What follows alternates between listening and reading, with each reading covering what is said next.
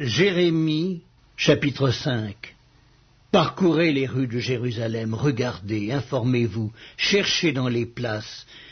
S'il s'y trouve un homme, s'il y en a un qui pratique la justice, qui s'attache à la vérité, et je pardonne à Jérusalem. Même quand ils disent « l'Éternel est vivant », c'est faussement qu'ils jurent. Éternel, tes yeux n'aperçoivent-ils pas la vérité ? Tu les frappes et ils ne sentent rien. Tu les consumes et ils ne veulent pas recevoir instruction. Ils prennent un visage plus dur que le roc. Ils refusent de se convertir. Je disais, ce ne sont que les petits. Ils agissent en insensés parce qu'ils ne connaissent pas la voie de l'Éternel, la loi de leur Dieu. J'irai vers les grands et je leur parlerai, car eux, ils connaissent la voie de l'Éternel, la loi de leur Dieu. Mais ils ont tous aussi brisé le joug, rompu les liens. C'est pourquoi le lion de la forêt les tue, le loup du désert les détruit. La panthère est aux aguets devant leur ville. Tous ceux qui en sortiront seront déchirés, car leurs transgressions sont nombreuses, leurs infidélités se sont multipliées. Pourquoi te pardonnerai-je? Tes enfants m'ont abandonné, et ils jurent par des dieux qui n'existent pas. J'ai reçu leur serment, et ils se livrent à l'adultère. Ils sont en foule dans la maison de la prostituée. Semblables à des chevaux bien nourris qui courent çà et là, ils hennissent chacun après la femme de son prochain. Ne châtierai-je pas ces choses-là, dit l'Éternel? Ne me vengerai-je pas d'une pareille nation? Montez sur ces murailles et abattez, mais ne détruisez pas entièrement. Enlevez ces ceps qui n'appartiennent point à l'Éternel, car la maison d'Israël et la maison de Juda m'ont été infidèles, dit l'Éternel. Ils renient l'Éternel, ils disent, il n'existe pas et le malheur ne viendra pas sur nous. Nous ne verrons ni l'épée ni la famine. Les prophètes ne sont que du vent et personne ne parle en eux.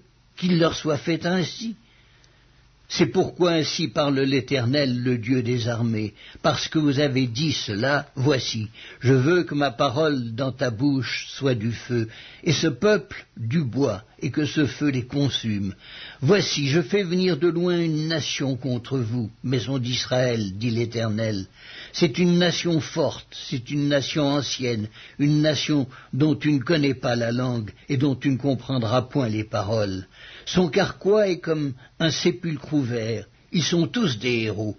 Elle dévorera ta moisson et ton pain, elle dévorera tes fils et tes filles, elle dévorera tes brebis et tes bœufs, elle dévorera ta vigne et ton figuier, elle détruira par l'épée tes villes fortes dans lesquelles tu te confies.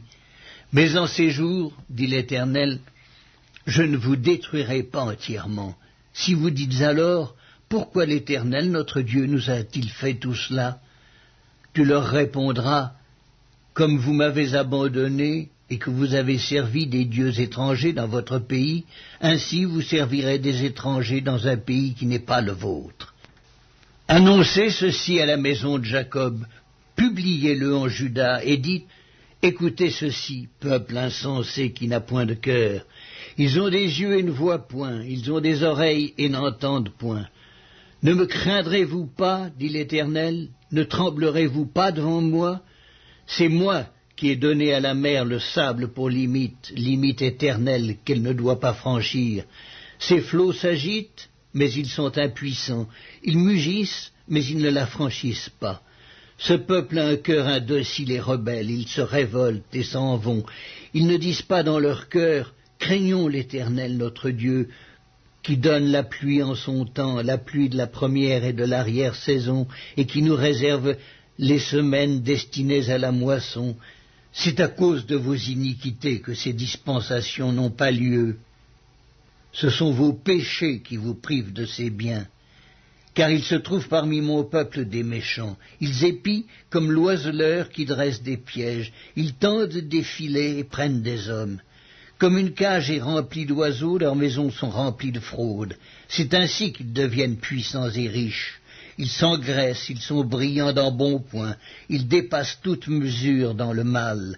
Ils ne défendent pas la cause de l'orphelin, et ils prospèrent. Ils ne font pas droit aux indigents.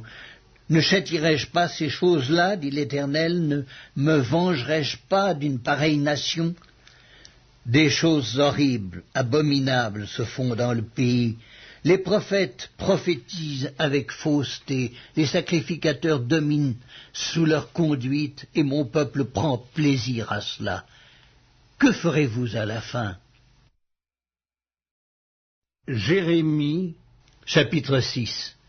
Fuyez, enfants de Benjamin, du milieu de Jérusalem, sonnez de la trompette à Tekoa, élevez un signal à Beth-Akerem, car on voit venir du septentrion le malheur et un grand désastre.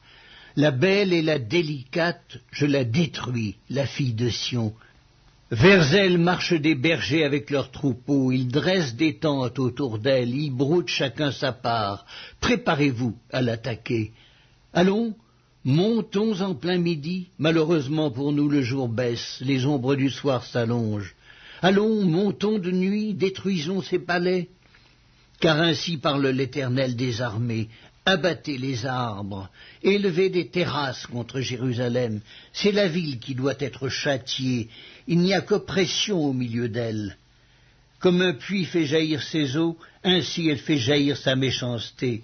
Il n'est bruit en son sein que de violence et de ruine. Sans cesse à mes regards s'offrent la douleur et les plaies. Reçois instruction, Jérusalem, de peur que je ne m'éloigne de toi, que je ne fasse de toi un désert, un pays inhabité. Ainsi parle l'Éternel des armées. On grappillera comme une vigne les restes d'Israël. Porte-y de nouveau la main, comme le vendangeur sur les ceps. À qui m'adresser et à qui prendre à témoin pour qu'on écoute? Voici, leur oreille est incirconcise, et ils sont incapables d'être attentifs. Voici, la parole de l'Éternel est pour eux un opprobre, et ils n'y trouvent aucun plaisir. Je suis plein de la fureur de l'Éternel, je ne puis la contenir. Répands-la sur l'enfant dans la rue et sur les assemblées des jeunes gens, car l'homme et la femme seront pris, le vieillard et celui qui est chargé de jour. Leurs maisons passeront à d'autres, les champs et les femmes aussi, quand j'étendrai ma main sur les habitants du pays, dit l'Éternel. Car depuis le plus petit jusqu'au plus grand, tous sont avides de grain, depuis le prophète jusqu'au sacrificateur, tous usent de tromperie. Ils pensent à la légère la plaie de la fille de mon peuple. Paix, paix, disent-ils, et il n'y a point de paix. Ils seront confus car ils commettent des abominations. Ils ne rougissent pas, ils ne connaissent pas la honte. C'est pourquoi ils tomberont avec ceux qui tombent. Ils seront renversés quand je les châtierai, dit l'Éternel. Ainsi parle l'Éternel. Placez-vous sur les chemins, regardez et demandez quels sont les anciens sentiers, quelle est la bonne voie. Marchez-y et vous trouverez le repos de vos âmes. Mais ils répondent, nous n'y marcherons pas. J'ai mis près de vous des sentinelles, soyez attentifs au son de la trompette, mais ils répondent, nous n'y serons pas attentifs. C'est pourquoi, écoutez, nations, sachez ce qui leur arrivera, assemblée des peuples. Écoute, terre. Voici, je fais venir sur ce peuple le malheur, fruit de ses pensées, car ils n'ont point été attentifs à mes paroles, ils ont méprisé ma loi. Qu'ai-je besoin de l'encens qui vient de Séba, du roseau aromatique d'un pays lointain? Vos holocaustes ne me plaisent point, et vos sacrifices ne me sont point agréables. C'est pourquoi, ainsi parle l'Éternel, voici, je mettrai devant ce peuple des pierres d'achoppement contre lesquelles se heurteront ensemble pères et fils, voisins et amis, et ils périront. Ainsi parle l'Éternel. Voici, un peuple vient du pays du septentrion, une grande nation se lève des extrémités de la terre. Ils portent l'arc et le javelot, ils sont cruels, sans miséricorde. Leur voix mugit comme la mer. Ils sont montés sur des chevaux, prêts à combattre comme un seul homme, contre toi, fille de Sion. Au bruit de leur approche, nos mains s'affaiblissent, l'angoisse nous saisit, comme la douleur d'une femme qui accouche. Ne sortez pas dans les champs, n'allez pas sur les chemins, car là est le glaive de l'ennemi, et l'épouvante règne alentour. Fille de mon peuple, couvre-toi d'un sac et roule-toi dans la cendre. Prends le deuil comme pour un fils unique. Verse des larmes amères, car le dévastateur vient sur nous à l'improviste. Je t'avais établi en observation parmi mon peuple comme une forteresse, pour que tu connusses et sondasses leur voie. Ils sont tous des rebelles, des calomniateurs, de l'airain et du fer, ils sont tous corrompus. Le soufflet est brûlant, le plomb est consumé par le feu, c'est en vain qu'on est pur, les scories ne se détachent pas. On les appelle de l'argent méprisable, car l'Éternel les a rejetés.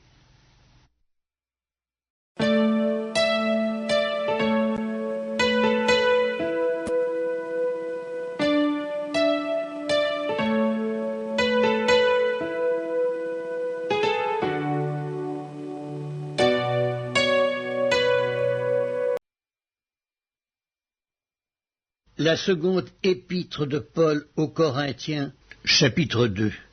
Je résolus donc en moi-même de ne pas retourner chez vous dans la tristesse, car si je vous attriste, qui peut me réjouir, sinon celui qui est attristé par moi? J'ai écrit comme je l'ai fait pour ne pas éprouver à mon arrivée de la tristesse de la part de ceux qui devaient me donner de la joie, ayant en vous tous cette confiance que ma joie est la vôtre à tous. C'est dans une grande affliction, le cœur angoissé et avec beaucoup de larmes que je vous ai écrit, non pas afin que vous fussiez attristés, mais afin que vous connussiez l'amour extrême que j'ai pour vous. Si quelqu'un a été une cause de tristesse, ce n'est pas moi qui l'a attristé, c'est vous tous, du moins en partie, pour ne rien exagérer. Il suffit pour cet homme du châtiment qui lui a été infligé par le plus grand nombre, en sorte que vous devez bien plutôt lui pardonner et le consoler, de peur qu'il ne soit accablé par une tristesse excessive. Je vous exhorte donc à faire acte de charité envers lui, car je vous ai écrit aussi dans le but de connaître, en vous mettant à l'épreuve, si vous êtes obéissants en toutes choses. Or, à vous qui pardonnez, je pardonne aussi. Et ce que j'ai pardonné, si j'ai pardonné quelque chose, c'est à cause de vous, en présence de Christ, afin de ne pas laisser à Satan l'avantage sur nous, car nous n'ignorons pas ses desseins. Au reste, lorsque je fus arrivé à Troas pour l'évangile de Christ, quoique le Seigneur m'y eût ouvert une porte, je n'eus point de repos d'esprit, parce que je ne trouvais pas Tite mon frère. C'est pourquoi, ayant pris congé d'eux, je partis pour la Macédoine. Grâce soit rendue à Dieu, qui nous fait toujours triompher en Christ, et qui répand par nous en tout lieu l'odeur de sa connaissance. Nous sommes en effet pour Dieu la bonne odeur de Christ, parmi ceux qui sont sauvés et parmi ceux qui périssent. Aux uns une odeur de mort, donnant la mort, aux autres une odeur de vie, donnant la vie. Et qui est suffisant pour ces choses ? Car nous ne falsifions point la parole de Dieu, comme font plusieurs, mais c'est avec sincérité, mais c'est de la part de Dieu que nous parlons en Christ devant Dieu.